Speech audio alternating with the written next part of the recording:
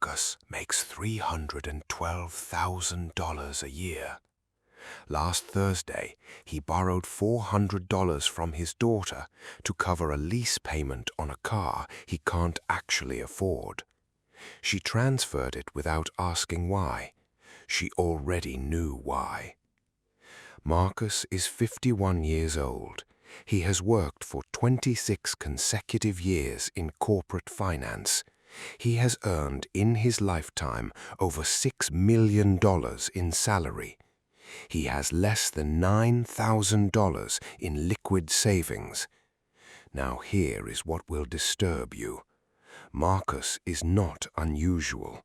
He is not an edge case, a cautionary tale, or a man who made one catastrophic mistake that explains everything.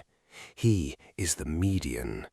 He is the outcome that the current financial system reliably, predictably, and almost mechanically produces, not for the unlucky, not for the uneducated, but for intelligent, hard-working people who were handed the wrong psychological software at the beginning of their lives and never noticed it running. And somewhere right now, you are running the same software. You just haven't seen the output yet. In 1999, two men graduated from the same state university with the same business degree. They went to the same graduation ceremony. They had the same approximate GPA. They shook hands with the same dean. Both of them moved to the same mid-sized American city. Both of them took entry-level positions at competing firms. Both of them earned $38,000 in their first year. Their names were Marcus and Daniel. And from that point forward, over the next 2 decades, their lives diverged in a way that cannot be explained by income, by luck, by inheritance, or by intelligence. At 51, Marcus is borrowing $400 from his daughter. At 51, Daniel controls $9.4 million in assets across 4 states. Same starting line, same decade, same city, completely different outcome. This video is not about what Daniel did with his money. It is about what Marcus did with his mind. Because the gap between these two men was never financial, it was psychological, and it was invisible for the first 15 years.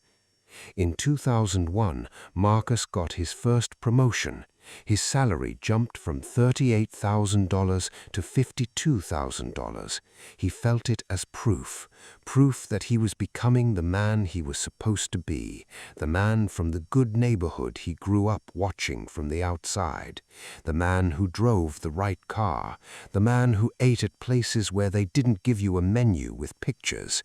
So he moved apartments, somewhere quieter, with better light, with a gym downstairs that he used 4 times in 2 years, but needed to know was there. He leased a car, not aggressively, reasonably, something that said, "I'm doing well," without screaming it. He didn't think of this as losing ground. He thought of this as arriving. This is the first invisible law.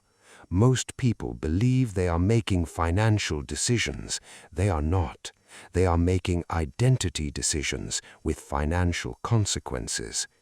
Every time Marcus's income grew, his lifestyle grew to meet it, not out of greed, not out of carelessness, but because spending was the only language he had been given to express that he had succeeded. By 2005, Marcus was earning $74,000 a year.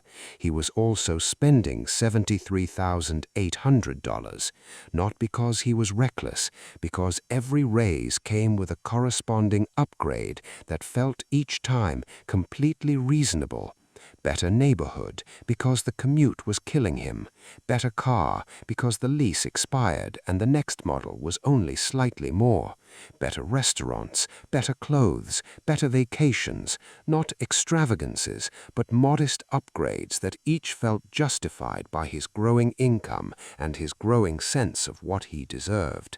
By 2005, Daniel was earning $71,000, slightly less than Marcus.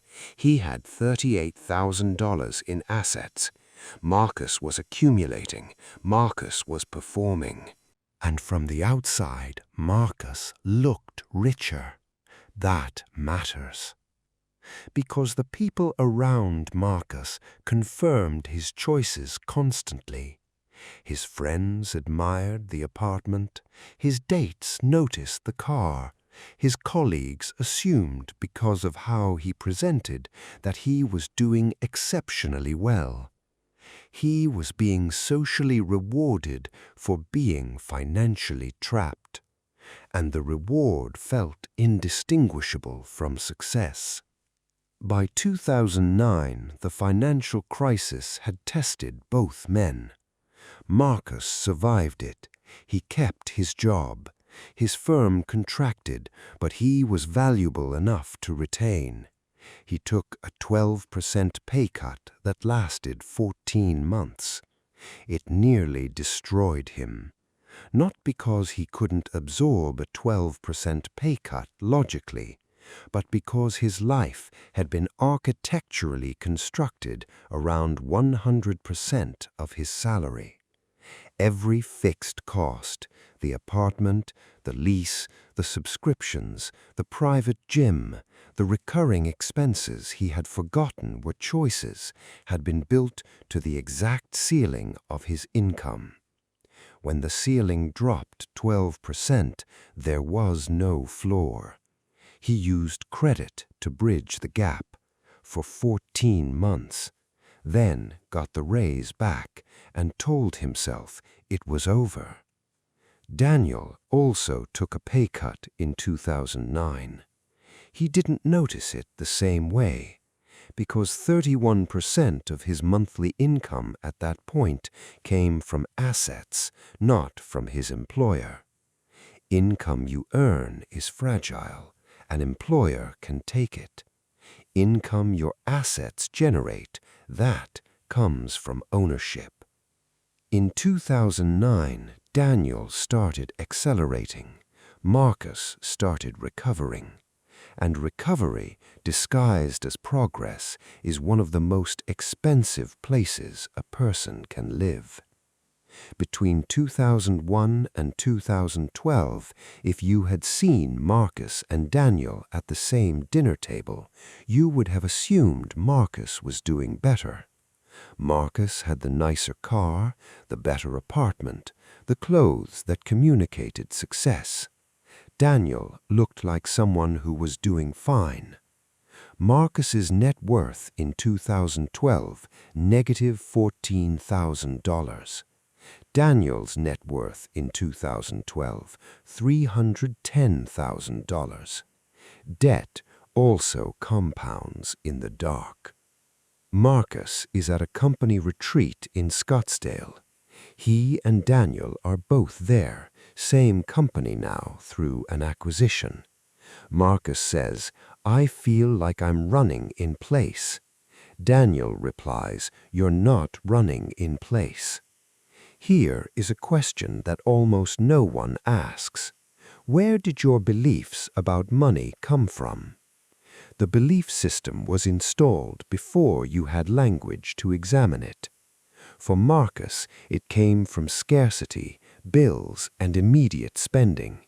For Daniel, it came from ownership through his father's hardware store.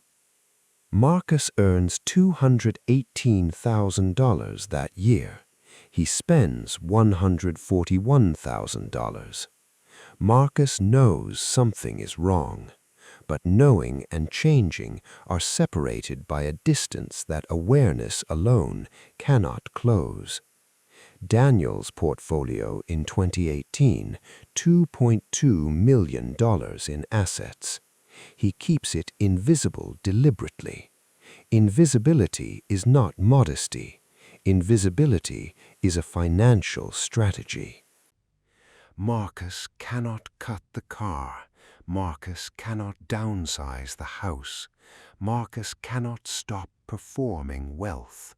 because if he stops performing wealth, he is left with the terrifying possibility that he has nothing beneath the performance. Daniel has a different problem in 2018. He has too many options. Options are the real currency. Marcus is on a phone call with his daughter. She is 24. She is thinking about a duplex. She is running different software. Somewhere in this country tonight, someone is doing math that doesn't work.